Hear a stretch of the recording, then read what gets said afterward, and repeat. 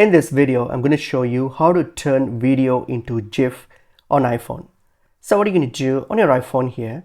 Open up the Shortcuts app on your iPhone. So tap on the Shortcuts app, open it up. So once you're on the Shortcuts app here, so what are you going to do? Bottom, you'll see these three tabs here. Click on the Gallery tab, which is the last one there on your right. So click on the Gallery tab. And once you're on the Gallery tab here, in the search bar here, type in GIF, GIF. Just type that in. Okay, so when you type that in here, you will get these options here. Choose the one here, the first one here. Create a GIF from live photo or video. Click on it and click on the plus icon there to add it. Okay, once that's done, now go to your library. Okay, and you have your make GIF option shortcut added. Just tap on it.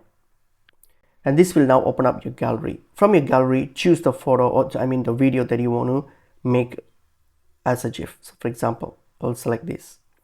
When you select the video now, you can either edit the video and select only a specific part, because especially if your video is too long or something, you don't really want to use the whole thing for GIF. So you can simply use the bar here, the trimmer here, and then just select the video that you want to make GIF. Once you're done, hit on save.